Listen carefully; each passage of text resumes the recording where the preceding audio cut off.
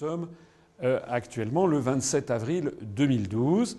Donc c'est qui gouverne la France et l'Europe. Je commence cette conférence en la plaçant sous l'intitulé ou sous l'auspice d'un proverbe chinois que j'aime bien et qui dit « Il vaut mieux avoir l'air bête 5 minutes que de le rester toute sa vie ». Qu'est-ce que ça veut dire ce proverbe ? Ça veut dire que lorsque vous ne comprenez pas quelque chose, il ne faut surtout pas intérioriser votre absence de compréhension. Vous savez, c'est comme les enfants ou les élèves qui ont peur de ne pas savoir, voilà, et ils intériorisent. Non, lorsque vous ne comprenez pas quelque chose, il ne faut pas hésiter, en tout cas c'est ce que dit ce proverbe chinois, il ne faut pas hésiter à poser une question, même si vous avez l'air bête. Parce qu'en réalité, l'expérience de la vie montre que ce sont les questions bêtes, entre guillemets, qui sont souvent les meilleures. Et comme vous allez le voir, au cours de cette conférence, eh bien, nous allons poser ensemble 9 questions bêtes. Après 14 années passées à l'Élysée, et quelques semaines avant de mourir, François Mitterrand livra son testament politique aux Français. La France ne le sait pas, mais nous sommes en guerre avec l'Amérique. Oui, une guerre permanente, une guerre vitale, une guerre économique, une guerre sans mort apparemment. Oui, ils sont très durs, les Américains. Ils sont voraces, ils veulent un pouvoir sans partage sur le monde. C'est une guerre inconnue, une guerre permanente, sans mort apparemment, et pourtant une guerre à mort. Ce n'est pas moi qui le dis. C'est François Mitterrand, quelques semaines avant de mourir, dans un ouvrage qui s'appelle Le Dernier Mitterrand, de confidence qu'il a faite au journaliste Georges-Marc Benamou, à l'époque journaliste au Nouvel Observateur. Et pour ceux qui auraient des doutes, je les renvoie à cette publication chez Plomb qui est apparue le 27 janvier 1997. Normalement, dans un pays normalement constitué, la déclaration de quelqu'un qui a été chef d'État, un président de la République pendant 14 années, et jamais un président de la République n'a été aussi longtemps à l'Élysée dans l'histoire de France, eh bien normalement, une telle déclaration aurait dû valoir que l'on se pose des questions. Il aurait dû y avoir un grand débat national. Qu'est-ce que Mitterrand avait voulu dire juste avant de mourir comme une espèce de testament politique qu'il laissait aux Français? Il n'en a rien été. Ça a fait l'objet d'un entrefilet dans un journal ou deux, dans Le Monde, Le Figaro. Et puis, on a fait silence. Alors, la première question bête que je veux aborder avec vous, c'est de se poser la question: qu'a donc découvert François Mitterrand après 14 années passées à la tête de la France et qui lui a fait dresser un diagnostic aussi sombre sur le fait que notre pays est en guerre, une guerre permanente à mort, et que les Français ne le savent pas. Pour cela, il faut revenir, je suis un amateur d'histoire, parce que l'histoire permet de comprendre non seulement le passé, mais aussi d'avoir une idée sur l'avenir et aussi sur le présent. Comme il y a un proverbe africain, pas un proverbe chinois, mais un proverbe africain que j'aime bien citer, qui les Africains disent « Si tu ne sais pas où tu vas, regarde d'où tu viens ». Ça permet ainsi de comprendre comment est née une situation, comment elle s'explique de nos jours et quelles sont les évolutions à en attendre. Donc, si vous le voulez bien, on va commencer cette conférence sur qui gouverne la France d'une façon qui va vous surprendre. On va revenir à la fin du XVIIIe siècle en Angleterre, vers 1770, lorsque le roi Georges III de la dynastie de Hanovre, puisque vous savez que les Anglais sont allés chercher leur monarque en Allemagne, Georges III de la dynastie de Hanovre se trouve confronté, vers 1771-1770, se trouve confronté à une crise budgétaire. Il demande au gouvernement d'essayer de trouver un moyen de financer le budget du Royaume-Uni.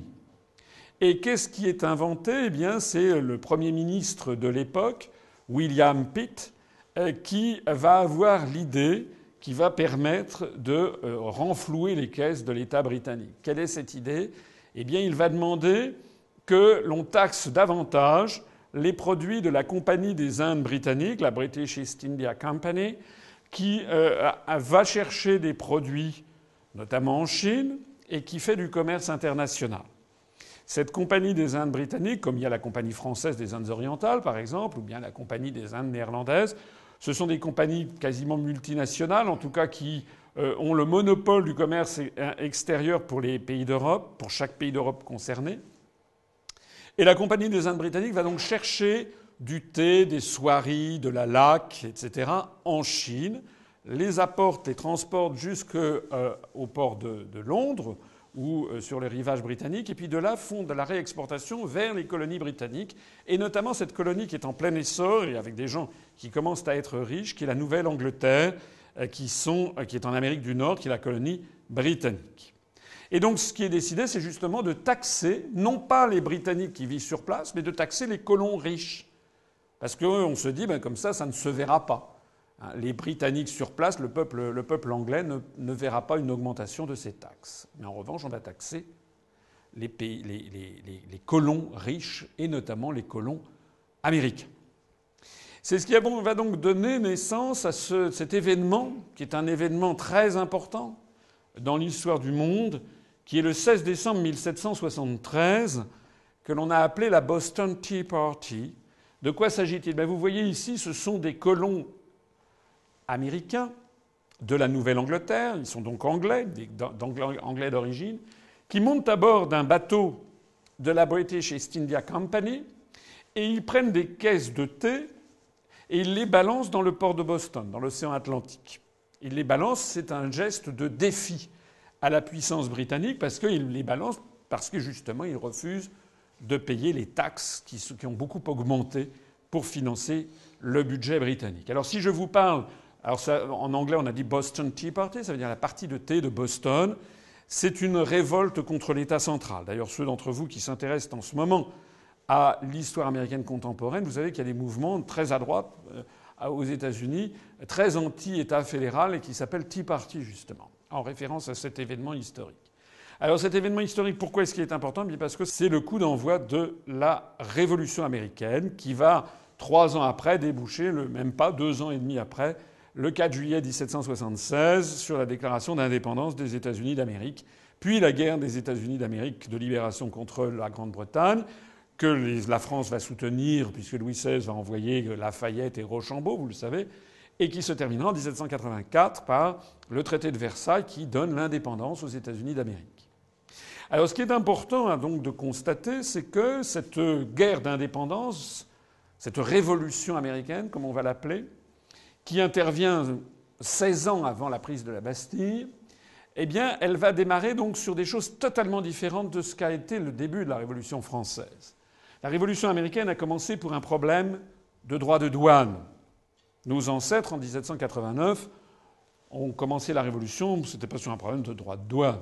En 1788, il y avait eu une disette, et les gens avaient du mal à manger, et puis c'était sur un fond de grogne politique et sociale de plus en plus importante, puisqu'il fallait payer justement, là aussi le budget de l'État en France était extrêmement déficitaire, et vous savez que depuis Charles VII, seul le tiers-État devait payer les impôts. Donc les gens les plus riches de France, c'est-à-dire les aristocrates et le clergé, étaient exemptés de payer les impôts. Donc les Français se sont battus et ont lancé la Révolution française, d'abord et avant tout sur un principe d'égalité. Tout le monde doit payer les impôts, tout le monde doit voter les impôts, tout le monde doit voter le budget, et puis également tout le monde doit pouvoir chasser, puisque c'était important. Quand on meurt de faim, on a besoin de chasser. Or, la chasse était réservée, le droit de chasse était réservé aux aristocrates. Donc la Révolution américaine a commencé pour un problème de droit de douane, et elle a été lancée par des colons riches et esclavagistes. George Washington, qui est un planteur de Virginie qui va prendre la tête du mouvement, qui sera le premier président des États-Unis d'Amérique indépendants, George Washington meurt le 17 décembre 1799, quelques jours avant l'an 1800, et quand il meurt dans sa plantation de Virginie, de coton, il a 300 esclaves noirs à sa disposition. Donc la Révolution américaine revendique une liberté, mais la liberté qui est revendiquée est celle du commerce. Ça n'est pas du tout celle de leurs esclaves.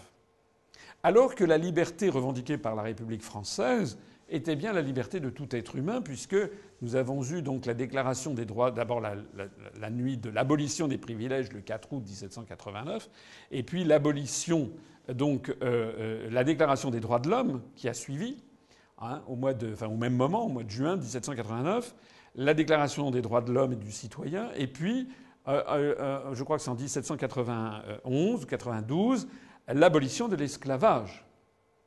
La France, on a un peu tendance à l'oublier, a été le premier pays au monde à abolir définitivement l'esclavage, pas seulement la traite des esclaves, mais l'esclavage, suivi par le Danemark ensuite.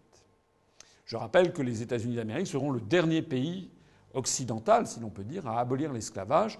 Il faudra attendre la fin de la guerre de sécession en 1869 pour qu'ils abolissent l'esclavage. Et puis, le troisième élément, c'est que pour les Américains, l'institution qui fixe les règles du commerce extérieur, c'est l'instance qui dirige les autres. Donc, ils ont une vision commerçante de la liberté et une vision du commerce international qui, finalement, est assez étrangère à la vision française et, en tout cas, n'a pas du tout été à l'origine de la révolution que nos ancêtres ont menée. Alors, ceci permet de jeter un œil sur la façon dont les États-Unis voient le monde. Il suffit de prendre un billet de $1. Vous avez à l'avers le portrait de George Washington, le propriétaire des 300 esclaves noirs dont je parlais tout à l'heure, que d'ailleurs les États-Unis continuent de célébrer comme si de rien n'était. La capitale s'appelle Washington. George Washington figure sur tous les billets de $1 qui sont produits par milliards et milliards à travers la planète. Il y a même un État des États-Unis qui s'appelle l'État de Washington sur la côte ouest. Donc il n'y a pas du tout, je le cite au passage, parce que vous savez que nous n'avons pas en France célébré le bicentenaire d'Austerlitz au motif que Napoléon avait rétabli l'esclavage, donc à la demande de Joséphine de Beauharnais sous l'Empire pendant quelques années. Donc nous avons eu une relecture de l'histoire qui a été largement médiatisée à cette occasion pour culpabiliser les Français sur leur histoire.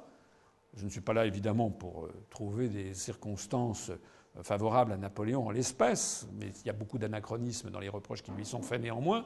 Je dis simplement que cette espèce de volonté constante qu'il y a en France de se déprécier, on a oublié de préciser que la France avait quand même été le premier pays au monde à abolir l'esclavage, et on oublie de préciser que les Américains n'ont jamais fait ce travail quant à eux.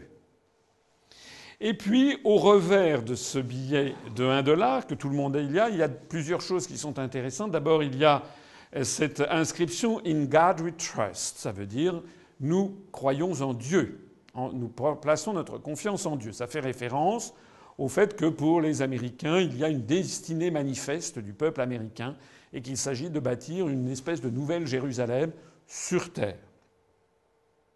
Pour les chrétiens, du moins pour les catholiques, nous avons affaire ici à un blasphème.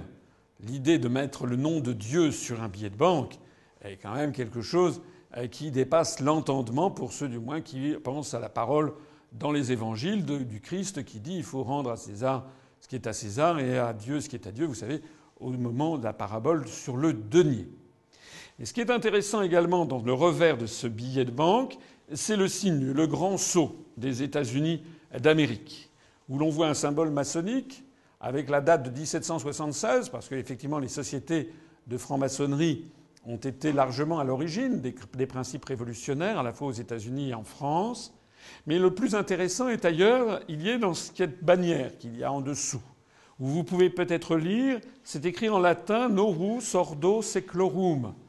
C'est sur tous les billets de dollars qui circulent à travers le monde et qui se chiffrent donc en milliards et milliards et milliards. Ça n'est pas un détail. Novus Ordo Seclorum, c'est du latin, ça veut dire le nouvel ordre des siècles, le nouvel ordre du monde, le nouvel ordre pour les siècles des siècles. Donc c'est une pensée typiquement impériale. L'Amérique estime avoir vocation à fixer un nouvel ordre mondial. C'est d'autant plus impressionnant qu'à l'époque, en 1700, disons au tournant du XIXe siècle, vers 1800, il y a aux États-Unis 7 millions d'habitants, dont d'ailleurs de nombreux esclaves. C'est encore un tout petit pays. En France, par exemple, il y a 34 millions ou 32, 34 millions d'habitants.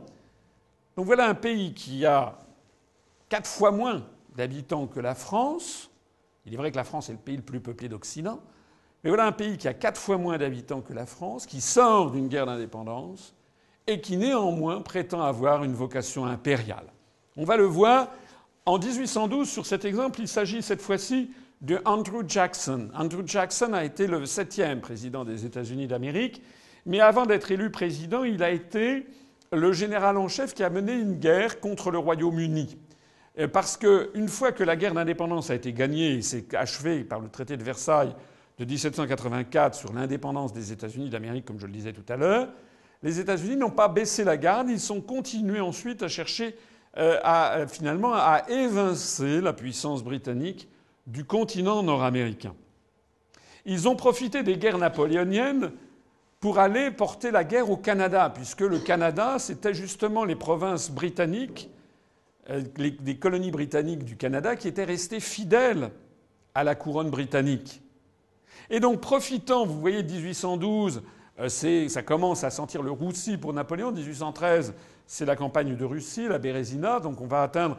Mais en 1809, 1810, 1811, les Américains avaient compris que les Anglais étaient tellement occupés à organiser le blocus continental contre la France que c'était le bon moment pour attaquer les forces anglaises qui sont au Canada.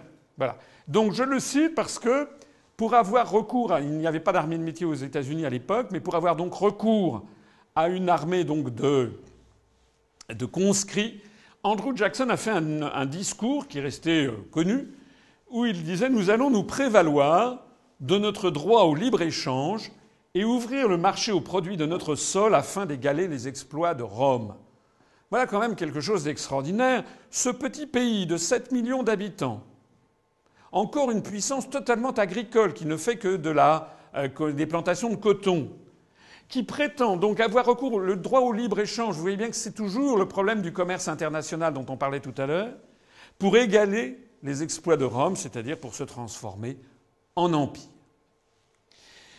Alors, comme cette guerre qu'ils vont mener contre les Britanniques ne va pas aboutir au résultat escompté.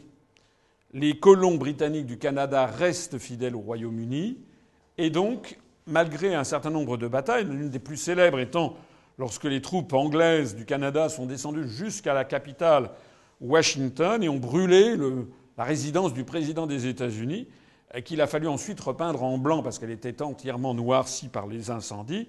Et c'est depuis ce moment-là qu'on appelle la Maison Blanche, White House, c'est-à-dire depuis qu'il a fallu la repeindre après 1812 et ses conflits avec l'armée britannique. Eh bien, en définitive, tout ça a abouti au traité de Gand, en Belgique, où on est parvenu au statu quo, c'est-à-dire que les Américains ne sont pas parvenus à mettre la main sur le Canada britannique. Alors, à partir de ce moment-là, les Américains vont poursuivre le même objectif, mais d'une autre façon. Ils vont donc inventer, et c'est très important de le comprendre, puisque c'est un peu la même guerre qui nous est menée, c'est celle dont Mitterrand ne comprenait pas à quoi elle ressemblait, ils vont inventer un nouveau type de conflit, une guerre qui ne dit pas son nom, et qui est parfaitement résumée par ce compte-rendu de Isaac Andrews, agent secret des États-Unis d'Amérique, faisant rapport au département d'État le 13 mai 1854. Département d'État, c'est le ministère des Affaires étrangères américain. Cette lettre fait partie de documents historiques qui ont été exhumés dans un livre que je vous recommande, du moins si le sujet vous intéresse, qui s'appelle « Hors des griffes de l'aigle, 4 siècles de résistance canadienne à l'expansionnisme américain ». C'est un ouvrage qui a été fait par un chercheur canadien. Alors, de quoi s'agit-il ? Il s'agit d'un agent secret américain qui œuvre au Canada pour essayer de mettre la main au profit des États-Unis sur le Canada par des moyens guerriers qui ne sont pas une guerre traditionnelle, qui sont une guerre d'un nouveau type. C'est de ça qu'il s'agit. Et dans ce rapport qu'il fait à son supérieur hiérarchique, on révèle ce qui est le type même de cette guerre. Alors voilà ce qu'il dit. Dans le but d'aider les mouvements partisans de l'annexion et du libre-échange au Canada. Vous voyez que dans son esprit, le libre-échange avec les États-Unis et l'annexion du Canada par les États-Unis, c'est en fait la même chose. Et il s'agit d'aider les mouvements au Canada qui œuvrent dans cette direction. J'ai versé 5 000 $ à un rédacteur de journal. Ça veut dire j'ai corrompu la presse canadienne. J'ai versé 5 000 $ à un procureur général. Ça veut dire j'ai donc corrompu la justice. J'ai versé 5 000 $ à un inspecteur général. J'ai corrompu l'administration. Et j'ai versé 15 000 $ à un député, donc j'ai corrompu le niveau politique, de l'Assemblée du Nouveau-Brunswick. Le Nouveau-Brunswick, c'est une des provinces fédérales du Canada, qui existe toujours d'ailleurs, qui se trouve actuellement toujours au sud-est du Québec et au nord de l'État du Maine. Et voici ce que poursuit notre agent secret. J'ai pris par conséquent les mesures qu'exigeait la situation au Nouveau-Brunswick afin de modérer l'opposition et de tranquilliser l'opinion publique. Alors ça, ce sont des mots qui sont réellement très importants à bien prendre en compte. Cette guerre, elle est fondée sur l'idée de modérer l'opposition et de tranquilliser l'opinion publique parce que l'on a acheté les médias, les hommes politiques du pays qui est la cible de cette guerre. J'ai réussi à me rendre à Fredericton, c'est la capitale provinciale du Nouveau-Brunswick, avant la fin de la session de l'Assemblée législative, et j'ai ainsi évité tout débat sur la proposition de traité de libre-échange à l'étude ou sur toute autre mesure législative néfaste. C'est-à-dire qu'on va tranquilliser l'opinion publique dans ce type de guerre. On va faire une guerre, on va proposer des mesures de libre-échange parce que le libre-échange va faire en sorte que l'on va modifier les structures économiques du pays. On va imposer un modèle économique, un modèle social au pays visé. Et pour tranquilliser l'opinion publique, surtout, il faut qu'elle ne soit pas au courant. Donc, on modère l'opposition et on évite tous les débats de fond. C'est ce que nous vivons en ce moment. Hein. Vous l'avez vu d'ailleurs, j'aurai l'occasion d'y revenir, sur la campagne présidentielle. Tous les vrais débats sont totalement occultés. On fait mousser d'autres petits débats, j'aurai l'occasion d'y revenir.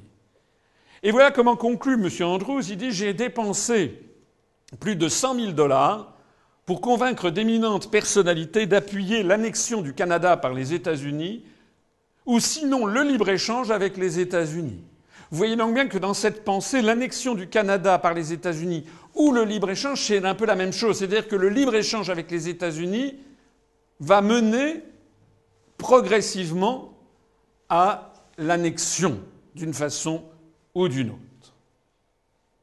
Mais cette somme n'est rien en comparaison des privilèges qui vont être obtenus de façon permanente et du pouvoir et de l'influence que cela donnera à jamais à notre confédération. Voilà. Donc c'est, je crois, un texte qu'il faut bien avoir à l'esprit. Il est décisif parce que nous sommes en 2012. Ça fait donc maintenant 158 ans, n'est-ce pas, que ce texte a été écrit. Et d'une certaine façon, on peut considérer qu'il donne toujours la clé de compréhension de la façon dont fonctionne cette guerre inconnue dont parlait François Mitterrand pour ce qui concerne la France, guerre inconnue menée par les États-Unis.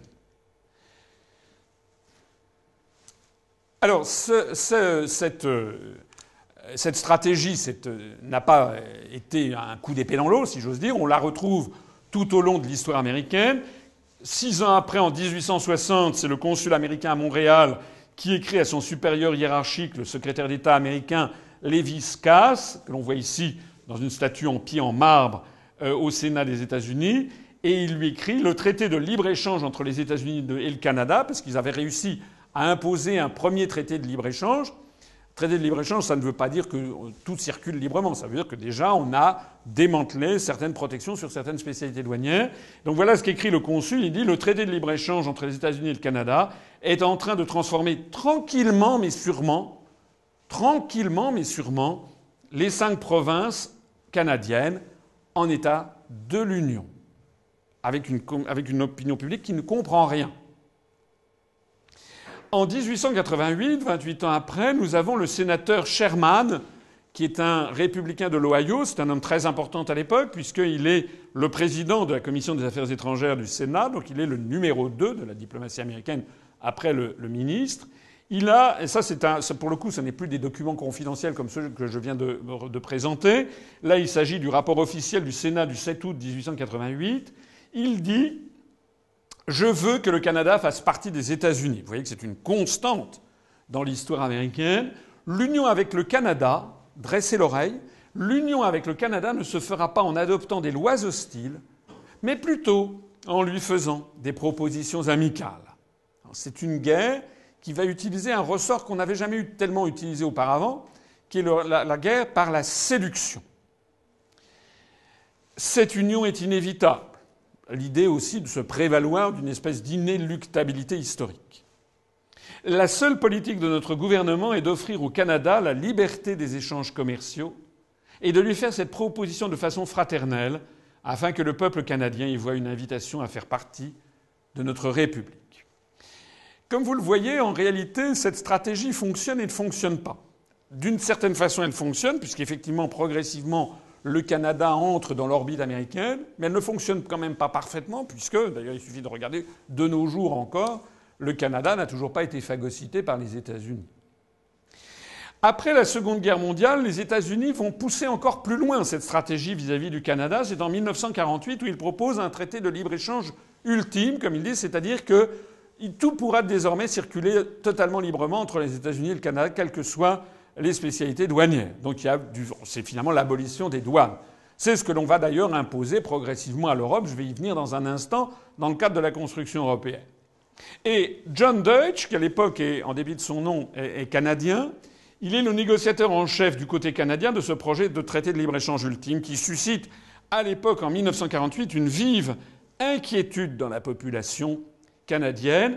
Et au Parlement d'Ottawa, voilà ce qu'il dit. Il dit « Le prix à payer pour une union douanière avec les États-Unis est la perte de notre indépendance politique, en ce sens que nous n'aurons plus le contrôle effectif de nos politiques nationales. Celles-ci seront décidées à Washington. » Vous voyez donc bien cette mécanique diabolique. Sous couvert d'avoir un traité de libre-échange qui n'intéresse personne parce que ça paraît des sujets techniques, au bout du compte, le gouvernement canadien reconnaît lui-même qu'il n'aura plus le contrôle des politiques nationales qu'elles seront décidées à Washington. Ça revient à dire, en définitive, que la démocratie n'a plus de sens. C'est une attaque contre la démocratie dont il s'agit. Il ne faut pas se faire d'illusions. Alors à l'époque, ça avait suscité suffisamment de problèmes et de remous pour que le Premier ministre canadien de l'époque refuse ce traité de libre-échange.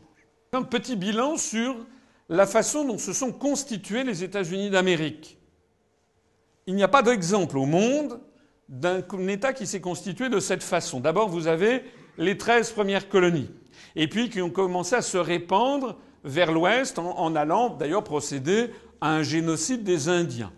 Et puis conquérir donc des terres aux Indiens, se les partager, créer de nouveaux États, se répandre. Et puis ensuite, ils sont passés à une diplomatie de l'argent et du commerce. En 1803, les États-Unis achètent la Louisiane à la France. La Louisiane, ce n'est pas l'État de Louisiana qui est ici actuellement. La Louisiane, c'est tout ceci. Ça va jusqu'au Montana, jusqu'au Wyoming, le Colorado, etc. Tout ceci, toute cette part. C'est un épisode de notre histoire que je n'ai jamais appris, bien entendu, à nos concitoyens, notamment nos jeunes concitoyens. Il ne faut surtout jamais qu'ils aient l'impression qu'ils sont les héritiers d'un grand pays.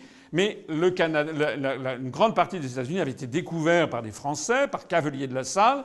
Et donc toutes ces terres immenses, à peu près un tiers du continent américain, du territoire américain continental, appartenaient à la France. Donc Napoléon vend la Louisiane pour 20 millions de francs or au gouvernement américain. Il faut dire qu'il n'avait pas vraiment le choix, puisque Napoléon étant dans son blocus continental, eh bien, il ne pouvait pas aller protéger ses territoires. En réalité, d'ailleurs, aurait-il pu le faire qu'il n'y serait pas parvenu, parce que le problème, si les États-Unis auraient très bien pu devenir francophones. S'ils ne l'ont pas été, c'est pour une raison tout à fait structurelle, c'est que la France a commencé sa transition démographique à partir de la Régence, c'est-à-dire que le nombre d'enfants faits par les femmes françaises a commencé à diminuer drastiquement, et donc il n'y avait plus de surplus humain pour aller peupler les colonies nord-américaines. Alors qu'au même moment, les Anglais, plus encore les Irlandais, eux avaient un surplus humain considérable. Donc il y avait un flux constant de population anglophone qui arrivait aux États-Unis alors qu'il n'y avait pas de flux de population francophone. Donc les Américains achètent la Louisiane à la France en 1803. Ils vont acheter une partie de l'Arizona au Mexique en 1853. Ils vont acheter l'Alaska, qui est en fait pas ici, mais qui est il est en dehors de la carte, Ils vont acheter l'Alaska à l'Empire russe en 1867 à Alexandre II, le tsar libérateur des serfs. Vous savez d'ailleurs que les Russes s'en mordront les doigts ultérieurement.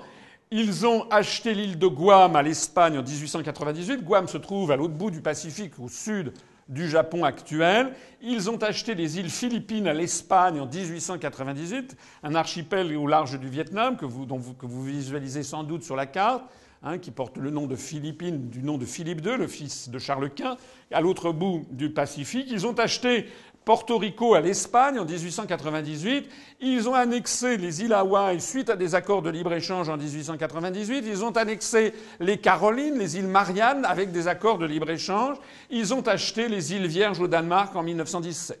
On n'a pas d'exemple historique d'un État qui se soit développé par l'argent, la corruption et le commerce international et les accords de libre-échange. C'est très important ce que je dis là, parce que c'est ce qui est en train de nous arriver à nous. Puisque la construction européenne est un premier stade, le deuxième stade qui a commencé, même si personne n'est au courant, mais le Parlement européen l'a voté, c'est de passer au grand marché transatlantique, qui est le moment où les États-Unis vont mettre définitivement la main sur le continent européen, de la même façon. Donc nous voici maintenant arrivés en 1950 avec Robert Schuman, qui est ici dans le salon de l'horloge au Quai d'Orsay et qui fait cette fameuse déclaration du 9 mai 1950, dont on est prié de considérer en France que c'est une formidable déclaration, que c'est un coup de génie. Il y a d'ailleurs, on fête l'Europe, vous savez, le 9 mai, c'est la déclaration Schuman. Dans cette déclaration Schuman, alors je renvoie ceux qui sont intéressés par un dossier que j'ai mis en ligne sur notre site, Union populaire républicaine, où je décortique qui était Robert Schuman, qui était en fait un homme très conservateur d'origine, et qui a eu un comportement extrêmement trouble sous l'occupation. Il était né en Allemagne, il était né allemand avant la Première Guerre mondiale. Sous l'occupation, il a eu un rôle extrêmement trouble, je vais y revenir dans un instant. Et ensuite, il a été 14 fois ministre sous la 4e République. Donc c'était pendant qu'il était ministre des Affaires étrangères qu'il a fait cette déclaration, dont vous verrez, si vous lisez mon dossier, que cette déclaration, en fait, ce n'est pas du tout lui qui l'a écrite ni même inventée. Il n'a été qu'un porte-parole d'une déclaration qui a été conçue, écrite, rédigée au département d'État américain dans les services de Dean Acheson et qui lui a été transmise par Jean Monnet. Donc voilà, que dit Robert Schuman ? L'Europe ne se fera pas d'un coup ni dans une construction d'ensemble. Elle se fera par des réalisations concrètes, créant d'abord une solidarité de fait. La mise en commun des productions de charbon et d'acier assurera immédiatement l'établissement de bases communes de développement économique, première étape de la fédération européenne. Ce qui est très intéressant dans cette déclaration dite Schuman du 9 mai 1950, c'est de la mettre en regard de la déclaration Sherman, dont je vous ai parlé tout à l'heure, de 1888, du sénateur républicain de l'Ohio. Parce que ce qui est intéressant, c'est que nous avons non seulement la même idée sous-jacente, mais pratiquement même la même musicalité de la phrase.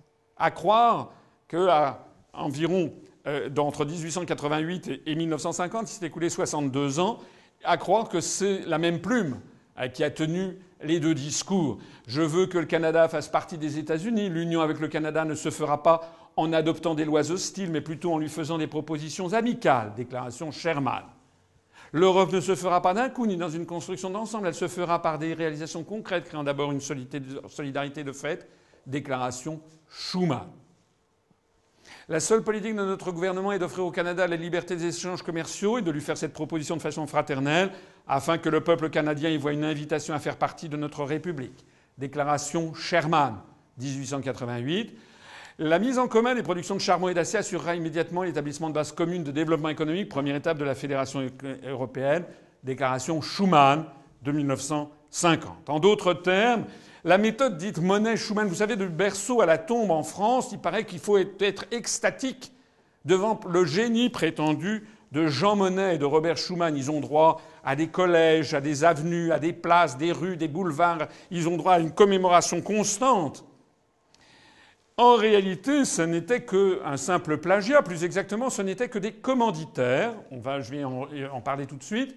Puisque cette méthode Monnet-Schuman est exactement la méthode inventée et mise au point par les États-Unis depuis après 1812, après l'échec, n'est-ce pas, du conflit avec le Canada, quand ils ont inventé ce nouveau type de guerre par l'intermédiaire du libre-échange. Alors tout ceci m'amène à vous parler de cette révélation capitale qui a été cachée aux Français, que d'ailleurs les Français des années 1950, du moins ceux qui écoutaient le Parti communiste à l'époque, savaient très bien, puisque le Parti communiste développait des idées qui ne sont pas totalement, en l'espèce, sans rapport avec celles que je présente.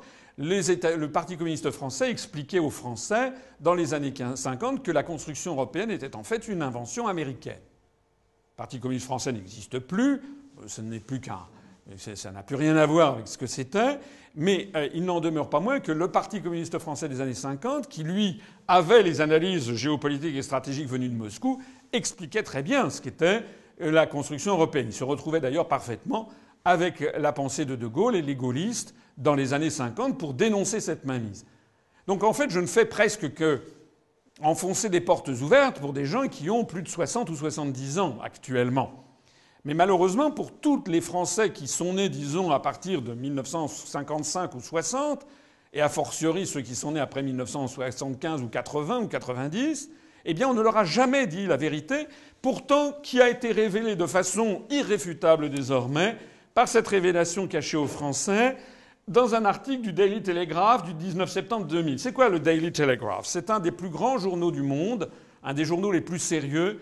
C'est The Britain's Biggest Selling Quality Daily, ça veut dire le quotidien de qualité le plus vendu au Royaume-Uni. Vous savez que les Britanniques lisent beaucoup la presse. C'est pas du tout un tabloïd, c'est pas de la presse de caniveau, comme on dit. C'est un journal conservateur eurocritique qui a une qualité reconnue à peu près à l'égale du Times. Et donc dans ce numéro du 19 septembre 2000, le journaliste, qui est un des journalistes les plus célèbres du Royaume-Uni, a fait un article sensationnel qui s'appelle Ambrose Evans Pritchard, le journaliste en question, puisqu'il est allé mettre son nez dans les documents confidentiels défense, secrets d'État, du gouvernement américain qui ont été déclassifiés par l'administration américaine à l'été 2000, puisqu'il y a des lois de déclassification des documents secrets défense qui imposent au gouvernement américain de publier au bout de 30 ans des documents secrets. Alors que dans d'autres pays, comme en France, il faut attendre 50, 70 ans, voire 100 ans. Et donc il est allé faire un constat dont voici une traduction pour ceux qui sont intéressés. Je les renvoie sur notre site où il y a le texte en intégralité de cet article. Et donc qu'a dit Ambrose Evans Pritchard? Des documents secrets du gouvernement américain qui viennent d'être déclassifiés montrent que la communauté des services secrets américains a mené une campagne tout au long des années 50 et 60 afin de promouvoir l'unification européenne. Les dirigeants du mouvement européen, Ratzinger, le visionnaire Robert Schuman et l'ancien Premier ministre belge Paul-Henri Spaak étaient tous traités comme des employés par leurs parrains américains. Le rôle des États-Unis fut camouflé comme pour une opération secrète. L'argent de l'ACUE, ACUE, c'est un acronyme pour American Committee for United Europe, Comité américain pour une Europe unie, ce qui est déjà tout un programme en soi, provenait des fondations Ford et Rockefeller, c'est-à-dire des fondations privées. Parce que les interventions des services secrets américains comme la CIA transitent souvent sous des faux noms ou des paravents privés comme Fondation Ford et Rockefeller. De nos jours, il y a toujours Ford, Rockefeller, mais il y a aussi IBM, Microsoft, PricewaterhouseCoopers, etc., ou Boeing, ou UPS, qui sont des sociétés écrans qui permettent de donner, par exemple, de faire des fondations qui donnent de l'argent à tel ou tel club de réflexion pro-européen, j'en parlerai tout à l'heure, mais qui sont en réalité, en partie, en tout cas en parfaite connivence avec les services d'influence américains. Donc l'argent de la QE provenait des fondations Ford et Rockefeller, aussi bien que de milieux d'affaires ayant des liens étroits avec le gouvernement américain. Le département d'État jouait aussi un rôle. Une note émanant de la direction Europe, donc du ministère des Affaires étrangères américain, datée du 11 juin 1965, conseille au vice-président de la Communauté économique européenne à l'époque, qui s'appelle Robert Marjolin, de poursuivre de façon subreptice, camouflée, l'objectif d'une union monétaire européenne. C'est très important à comprendre. Excusez-moi, ce sont des informations sensationnelles. L'euro, notre monnaie commune européenne, n'a pas du tout été une invention française ou franco-allemande ou même européenne. Ça fait depuis 1965. Ça fait 47 ans que les États-Unis ont conseillé à la CE de créer une union monétaire européenne. Et cette note recommande, je cite non seulement l'article, mais l'article cite lui-même la note en question, cette note recommande d'empêcher tout débat jusqu'au moment où l'adoption de telles propositions deviendrait virtuellement inévitable.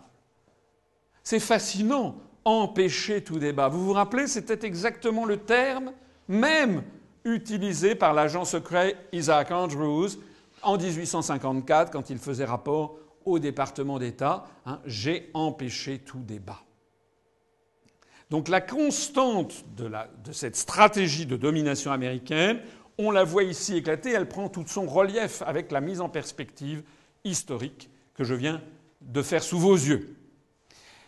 Nous en sommes là d'ailleurs, nous sommes dans une période de notre histoire où la France fait donc l'objet, et nous allons le voir maintenant, de cette stratégie américaine, de cette guerre permanente et inconnue que Mitterrand a découverte. Et nous sommes dans cette situation que nous avons de l'interdiction d'avoir des vrais débats. Tous les vrais débats sont empêchés et on va le voir comment. Alors, maintenant nous savons à quoi nous en tenir sur les pères fondateurs de la belle idée européenne, comme on dit. Robert Schuman, qui est considéré comme un très grand homme, en réalité, je me permets de rappeler qu'il a voté les pleins pouvoirs à Pétain à la fin de la Troisième République. Il était député. Et il était député à Vichy, il a voté les pleins pouvoirs, quand même, alors que ça ne fait jamais partie de son historiographie, habituelle, que l'on cite dans les préaux des écoles. Deuxièmement, il a été membre du premier gouvernement Pétain à Vichy. À la Libération, d'ailleurs, on lui a dit, les gens lui ont demandé des comptes, il a fait savoir qu'il n'était pas au courant. Il n'était pas au courant qu'il était membre du gouvernement.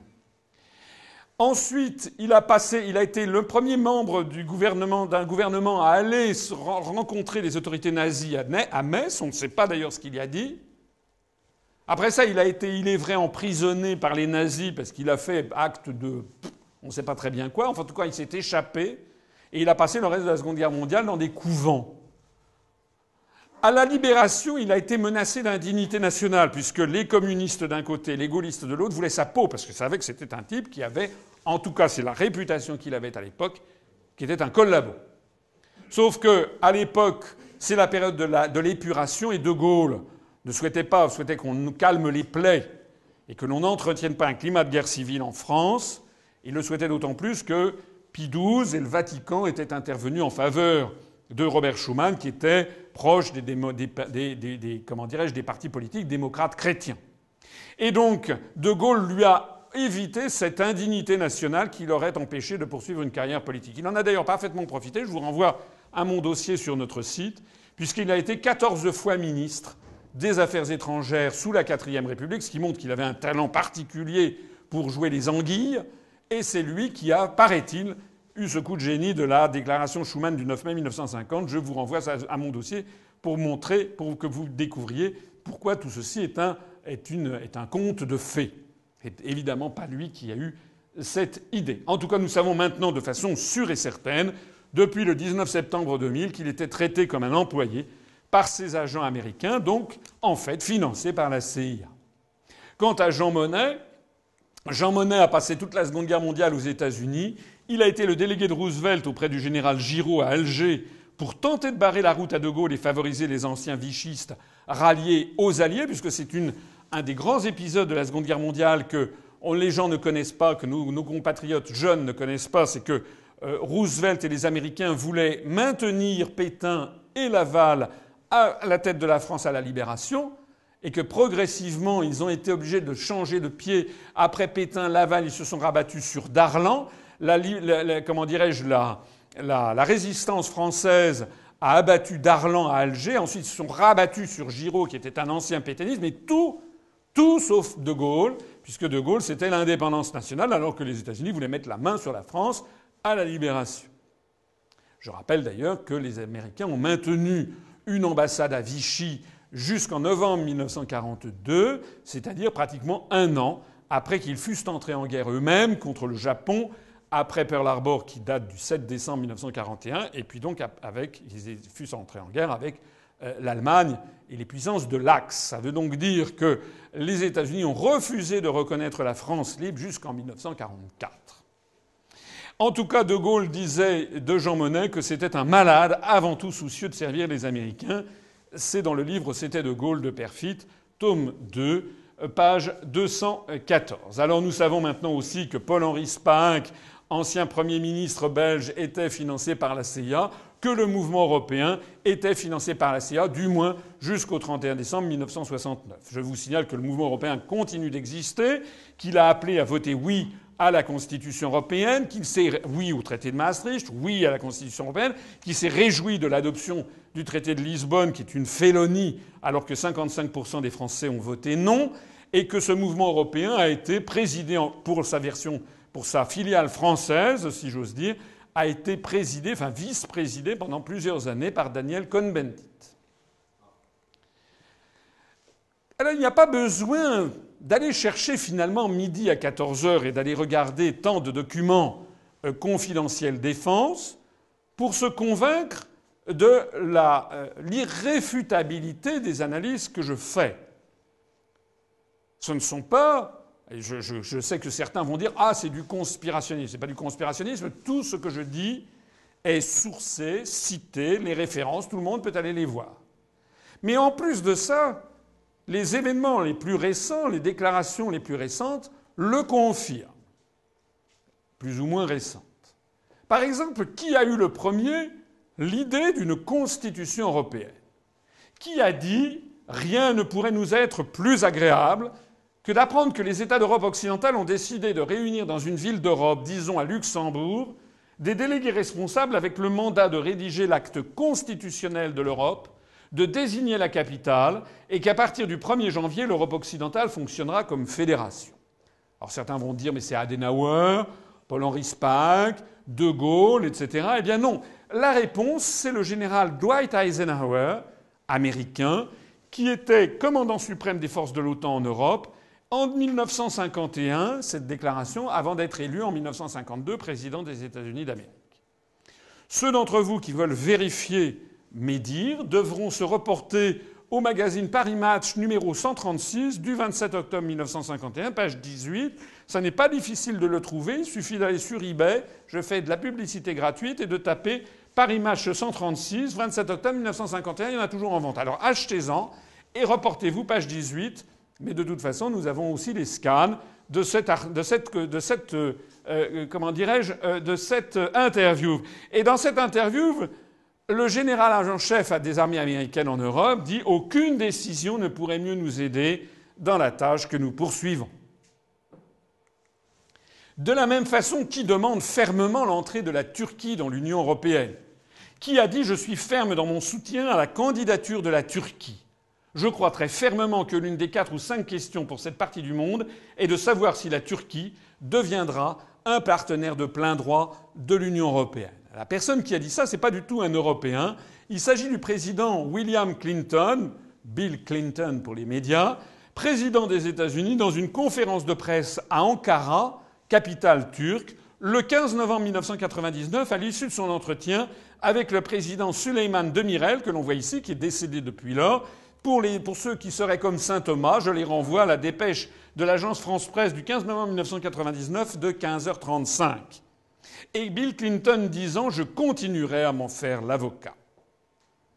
C'est d'ailleurs une photo qui a été prise lors de l'entretien à l'issue duquel Clinton a fait cette déclaration.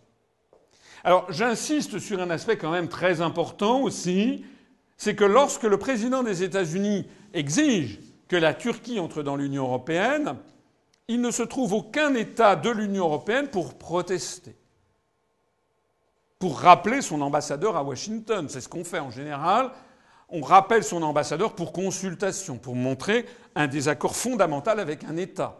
Est-ce qu'on imagine d'ailleurs la réaction qui serait celle de Washington si, par exemple, le président de la République française ou le Premier ministre italien, ou le président du Conseil italien, se rendait, par exemple, à Caracas ou à Mexico et disait « Je suis ferme dans mon soutien et je veux que le Mexique entre dans les États-Unis d'Amérique ». Évidemment, aussitôt, Washington ferait un scandale mondial, rappellerait son ambassadeur à Paris ou à Rome ou à Madrid en disant que c'est une ingérence grossière dans les affaires intérieures des États-Unis. Il ne s'est trouvé aucun État d'Europe pour ne serait-ce même que protester face à ce type de déclaration. On voit d'ailleurs au passage que ce sont les États-Unis qui exigent l'entrée de la Turquie, et nous expliquerons tout à l'heure pourquoi les États-Unis veulent faire entrer la Turquie dans l'Union européenne, parce que les Français ne comprennent pas. Ils ne comprennent absolument pas pourquoi la Turquie devrait entrer. Qui a invité officiellement l'ensemble des pays de la Baltique à la mer Noire, c'est-à-dire tous les pays de l'Est, à rejoindre l'OTAN et l'Union européenne? Qui est-ce qui a dit toutes les nouvelles démocraties de l'Europe, de la Baltique à la mer Noire et toutes celles qui se trouvent situées entre les deux, doivent avoir la même chance pour la sécurité et la liberté et la même chance de rejoindre les institutions européennes? Toutes les nations devraient comprendre qu'il n'y a aucun conflit entre l'appartenance à l'OTAN et l'appartenance à l'Union européenne. Normalement, si l'Union européenne avait un peu de sens, c'est une déclaration qui aurait peut-être pu être faite par le président de la République française, chancelier d'Allemagne ou je ne sais pas quoi. Pas du tout. La personne qui a fait cette déclaration, c'est le président américain George W. Bush, président des États-Unis, dans son discours à l'université de Varsovie le 15 juin 2001. Et d'ailleurs, insistant en disant « Nous faisons bon accueil à une Europe vraiment unie ». Donc, si nous avons procédé à l'élargissement des pays de l'Est très, très rapidement, 10 pays nouveaux d'un coup en 2004, en 2005, et 2 autres nouveaux pays en 2007, la Bulgarie et la Roumanie, c'est parce que les États-Unis l'ont exigé. Qui a appelé les Français à voter oui à la Constitution européenne en 2005 ? Qui a dit « Nous avons fermement soutenu le projet européen, son achèvement ainsi que l'Union européenne. De notre point de vue, la poursuite du succès de la construction européenne est importante ». Eh bien, la réponse, il s'agit de Madame Condoleezza Rice, qui était secrétaire d'État américaine, donc ministre des Affaires étrangères américaine, interrogée sur le référendum en France. Elle a piétiné tous les usages diplomatiques, puisqu'elle a fait cette déclaration qui est une ingérence grossière dans les affaires intérieures françaises, et elle l'a fait de surcroît alors qu'elle était en visite en Lituanie, c'était le 21 avril 2005, à l'issue d'un entretien avec le président lituanien, M. Adam Kūs.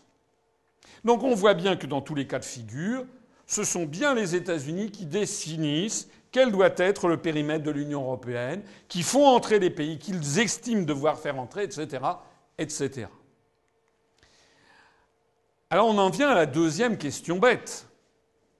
Mais pourquoi donc les États-Unis d'Amérique poussent-ils tellement à la construction européenne? Parce que nom d'une pipe, quand je suis à l'école, quand je suis au collège, au lycée, quand j'écoute la télévision, la radio, quand je lis les journaux, quand je lis les professions de foi des uns et des autres, quand j'écoute les hommes et les femmes politiques français, je suis convaincu d'une chose, c'est que la construction européenne, paraît-il, a vocation à faire contrepoids aux États-Unis.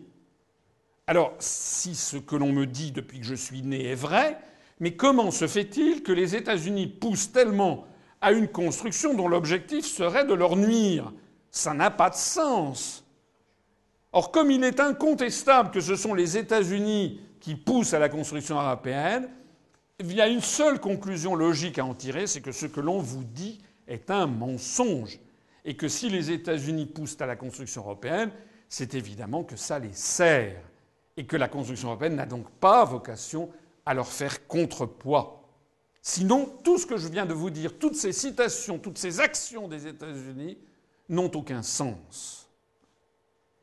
Alors, pour comprendre pourquoi les États-Unis poussent à la construction européenne, eh bien, il faut regarder un petit peu la stratégie, et en particulier le stratagème des chaînes, qui est une invention chinoise qui a été étudiée dans toutes les écoles de guerre du monde, y compris aux États-Unis. Les Chinois sont des spécialistes de l'art de la guerre. Vous connaissez l'ouvrage de Sun Tzu qui vivait en moins 500 avant Jésus-Christ et qui a laissé un ouvrage sur la guerre qui est resté très célèbre, très fin, une très fine analyse avec des préceptes stratégiques qui sont encore étudiés 2500 ans après. Mais il y a un autre ouvrage très intéressant qui s'appelle « Les 36 stratagèmes, manuel secret de l'art de la guerre ». On ne sait pas qui l'a écrit. On sait que ça a apparu sous la dynastie Ming, c'est-à-dire aux alentours du XVe siècle, après Jésus-Christ. C'est en fait le recueil de ruses de guerre qui ont été élaborées au cours des siècles et des millénaires, puisque vous savez que l'histoire chinoise remonte à très très ancien. Ça commence à moins 2000 avant Jésus-Christ, moins 2500. Dans ces stratagèmes, qui sont en partie fondés sur le livre du Yi King, le livre des transformations, il y en a donc 36. Et celui qui est intéressant d'étudier, c'est celui-ci, qui est Lian Huanxie. Lian Huanxie, c'est le stratagème des chaînes. C'est le 35e des 36 stratagèmes classiques de l'art chinois de la guerre définis sous la dynastie Ming. Et qu'est-ce que dit ce stratagème ? Eh bien, il dit qu'il consiste à pousser un ennemi à s'entraver lui-même, dans des liens absurdes et autobloquants qui vont lui ôter toute mobilité stratégique et tactique et qui vont l'empêcher de pouvoir se défendre. Alors il y a un exemple qui est expliqué dans l'une des éditions de ces 36 stratagèmes, qui est l'exemple suivant. Nous sommes à l'époque des royaumes combattants, et donc il y a deux armées qui sont sur le Yangtze, un des grands fleuves chinois, qui doivent se battre avec des navires qui doivent se battre quelques jours après. Et dans le premier camp, le général fait venir l'un de ses conseillers, et le conseiller lui dit « Je propose que nous mettions en œuvre le stratagème des chaînes ». Le général dit « D'accord ». En quoi ça consiste ? Eh bien, ce conseiller du camp A va se déguiser en paysan et va aller voir le camp B, qui est plusieurs kilomètres en aval sur le fleuve. Il va voir le général comme si de rien n'était, il joue les espions. Et le général le reçoit et comme il voit ce paysan qui a l'air assez malin, il lui montre son armada et donc le paysan fait semblant d'être très impressionné. Oh là là, vraiment formidable. Et à ce moment-là, l'espion prend un air ennuyé que le général du camp B note. Il dit « Qu'est-ce qu'il y a qui ne va pas ?» Et cet espion fait semblant d'être ennuyé en disant « Mais écoutez, tout va très bien, je vois que vous avez une armée formidable, simplement il y a un petit problème, c'est que je trouve que vos navires tanguent beaucoup sur les flots du Yangtze, et moi, si j'avais un conseil, je serais un peu inquiet parce que je crains qu'à cause de ce roulis et de ce tangage, vos marins, vos guerriers ne soient malades pendant toute la nuit et pour livrer bataille demain, qu'ils ne soient pas en état de livrer bataille face à l'armée adverse. » À ce moment-là, le général tombe dans le panneau et dit « Ah bah oui, ça je n'y avais pas pensé, mais comment pourrais-je faire ?» Et l'espion lui dit « Oh, moi j'ai une idée, mais bon, vous savez, faites-en ce que vous voulez. » Alors il attire l'attention du général en question, qui le presse en disant « Qu'est-ce que vous avez comme idée ?» Et l'espion lui dit « Ben voilà, moi je vous suggère une idée, c'est que tous les navires de votre flotte, vous les mettiez tous côte à côte et que vous les ligotiez les uns avec les autres par des chaînes. Comme ils seront tous ligotés les uns aux autres avec des chaînes, ça va faire quelque chose de beaucoup plus stable. Et donc vos guerriers vont pouvoir bien dormir. Cette nuit, ils seront frais et dispos pour mener bataille demain. » Le général dit « Quelle idée extraordinaire, je fais appliquer ça tout de suite. » Et donc il décide en effet de ligoter tous les navires les uns à côté des autres par des chaînes puissantes pour stabiliser l'ensemble et que donc ces marins et ces guerriers puissent bien dormir. Et le général dit « Qu'est-ce que je peux faire pour vous remercier ?»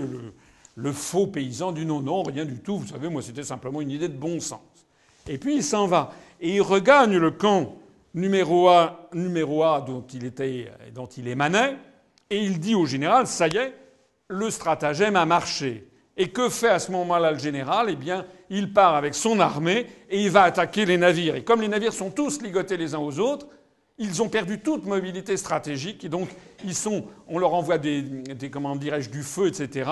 et ils ne peuvent pas se défendre parce qu'ils ont perdu toute mobilité et l'armée est complètement détruite.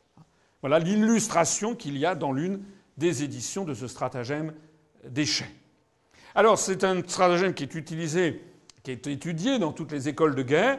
Eh bien c'est l'illustration, enfin c'est son application que les Américains ont appliquée à la construction européenne. L'invention de la construction européenne, c'est le stratagème des chaînes. Alors, il y a une autre façon de présenter les choses, peut-être pour vous présenter de façon plus moderne. Le propriétaire d'une maison individuelle est seul maître chez lui. Lorsqu'il veut repeindre ses volets, changer sa toiture, repeindre par exemple l'entrée en couleur bleu lavande, il le fait s'il veut, quand il veut. Il suffit qu'il ait la volonté, qu'il ait l'argent pour se payer la peinture. Si maintenant, au lieu d'être propriétaire de sa maison individuelle, il est propriétaire d'un appartement dans une copropriété de 6 appartements, alors certes, il peut chez lui changer la couleur dans son appartement, mais il ne peut plus changer les volets. Il ne peut plus changer la toiture. Il ne peut plus changer la couleur de la cage d'escalier parce qu'il lui faut obtenir l'autorisation des 5 autres copropriétaires. Donc déjà, les choses vont devenir beaucoup plus compliquées. Il va falloir obtenir l'autorisation des 5 autres. Or, l'être humain étant ce qu'il est, et les Français étant ce qu'ils sont d'ailleurs, il est bien rare de s'entendre merveilleusement bien avec ses 5 voisins, surtout lorsqu'il s'agit de choisir une couleur, par exemple. Et donc tout va devenir beaucoup plus lent, beaucoup plus compliqué, et on va se tourner vers le syndic, qui n'habite pas dans l'immeuble, et qui est celui qui va trancher les conflits à l'intérieur de l'immeuble. Mais si maintenant, au lieu d'être dans une copropriété avec 6 copropriétaires, on est dans une copropriété avec 27 copropriétaires dans un immeuble, à ce moment-là, plus personne ne décide de rien.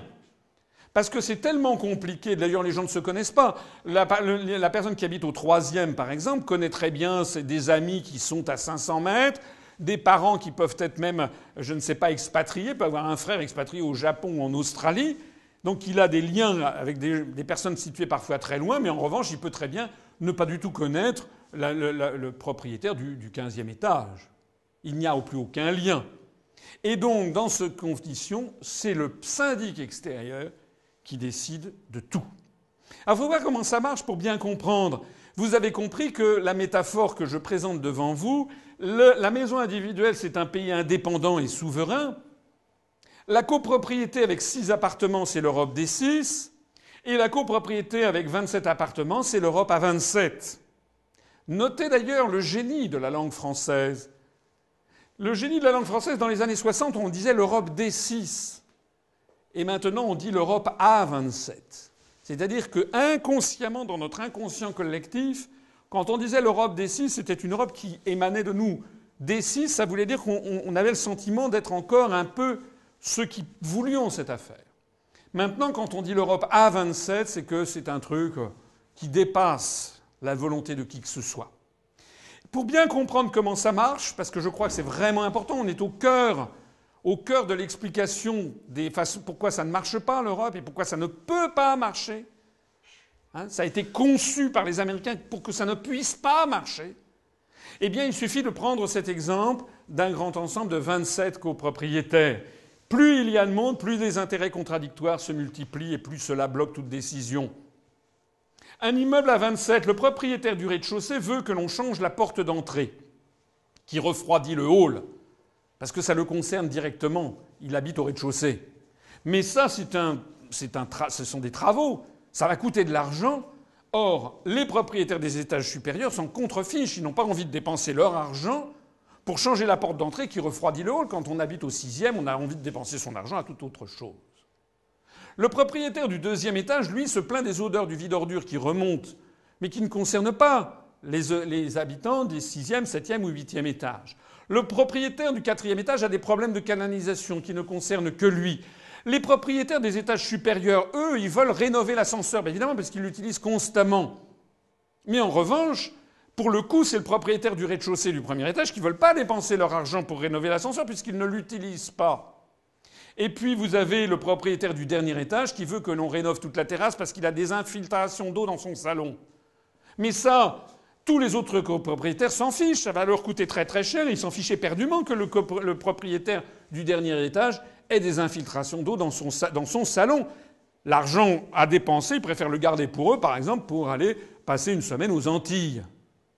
On voit donc que dans ces conditions où personne n'est d'accord, eh bien, il y a nécessité de mettre tout le monde d'accord. C'est le syndic extérieur à l'immeuble qui doit tout trancher et qui va décider de tout. Alors si vous avez bien compris ça, à la limite, je pourrais arrêter ma conférence parce que vous avez compris le piège de la construction européenne conçue par les Américains. Parce que vous avez compris toute la géopolitique dans laquelle nous sommes englués. Remplaçons l'immeuble à 27 par une Union européenne à 27. La France, comme le propriétaire du premier étage, la France, elle veut une monnaie qui ne soit pas trop forte. Une monnaie commune pas trop forte parce que la compétitivité de l'économie française n'est pas la même que la compétitivité de l'économie allemande, par exemple. La France, elle veut une Europe française. La France, elle veut une Europe qui protège les acquis sociaux. La France, elle veut une Europe sociale. Elle veut une Europe agricole. La France, elle veut une Europe où l'on parle le français. La France, elle veut une Europe qui s'oppose à l'hégémonie américaine. La France, elle veut une Europe qui coopère avec les pays en voie de développement du Sud. Ça, c'est ce que veut la France. Et beaucoup de Français se disent ben moi c'est ça que l'Europe que je veux. Ils disent presque tous d'ailleurs. Vous avez tous les responsables politiques qui viennent vous dire moi je veux une Europe sociale. Moi je veux une Europe qui fasse contrepoids aux États-Unis. Ça c'est tout ce qu'ils viennent vous dire à vous. Mais c'est pas à vous qui devrez dire ça. Ce sont aux autres peuples. Mais les autres peuples veulent tout à fait différemment. Le Royaume-Uni veut démanteler la politique agricole commune. Le Royaume-Uni veut une alliance étroite avec les États-Unis dans tous les domaines. Le Royaume-Uni veut être encore plus proche des États-Unis que ça n'est actuellement. L'Allemagne, pour son compte, veut une monnaie forte parce qu'ils ont la hantise. C'est d'ailleurs la raison pour laquelle l'euro finira par exploser. Ils ont la hantise de la réédition du scénario de 1923. Ils constatent qu'ils ne peuvent pas avoir la même monnaie que la Grèce, que l'Italie, que l'Espagne. Ils le constatent en ce moment. Ils veulent sortir de l'euro. Ce sont les États-Unis qui les empêchent, puisque, comme je le rappelle tout à l'heure, ce sont les États-Unis qui, depuis 1965, ont exigé qu'il y ait cette monnaie européenne. Vous avez les pays de l'Est, l'Estonie, la Lettonie, la Lituanie, la Pologne, la Tchéquie, la Hongrie, la Slovaquie, la Roumanie, tous ces pays de l'Est veulent la protection militaire américaine. Ils veulent la protection militaire américaine contre la menace russe. Parce qu'ils ont peur des Russes, et on peut les comprendre. Ils ont été pendant plusieurs décennies sous la tutelle de l'Union soviétique. Ils veulent également, d'ailleurs si nous étions polonais, pensons aux Polonais. Les Polonais, pendant plusieurs fois au cours de leur histoire, leur pays a été divisé entre l'Allemagne et la Russie. Ils ont donc envie d'avoir des protecteurs. Et jusqu'en 1940, ils comptaient sur la protection du Royaume-Uni et de la France. Puis lorsqu'Hitler a envahi la Pologne, eh bien, nous sommes à ce moment-là intervenus, comme vous le savez, pour défendre la Pologne. Mais comme vous le savez aussi, nous avons été écrabouillés. Donc depuis cette époque, les Polonais ont constaté que les Français et les Anglais ne pouvaient plus les protéger. Ils veulent donc le parapluie militaire américain. Par ailleurs, ils refusent tous une harmonisation sociale et fiscale avec les pays riches de l'Ouest pour mieux les concurrencer. Et puis ajoutons que le Luxembourg refuse la lutte contre les paradis fiscaux, puisque lui, c'est là-dessus qu'il fonde sa richesse. Ajoutons que Malte, Chypre et la Grèce ne veulent pas de mesures trop contraignantes contre la pollution maritime, puisque les grands armateurs qui ont des navires avec des pavillons de complaisance du Libéria, du Panama, du Vanuatu, eh bien, ce sont justement des armateurs grecs, chypriotes, maltais. Nous avons donc exactement la même situation au niveau géopolitique que la situation que je montrais plaisamment au niveau de particuliers dans un même immeuble. Et de la même façon que pour un immeuble, eh bien, tout ça est réglé par un syndic extérieur, eh bien, il faut donc un syndic extérieur à l'Europe à 27 qui va décider de tout. Alors, la question tombe sous le sens. Qui est le syndic extérieur à l'Europe à 27 qui a le pouvoir, quelle est la puissance qui a tellement de pouvoir qu'elle peut imposer à l'Europe, qui ne s'entend en rien, Elle peut imposer une politique parce qu'il y aura une majorité d'États qui se rangeront à son avis. Poser la question, c'est y répondre.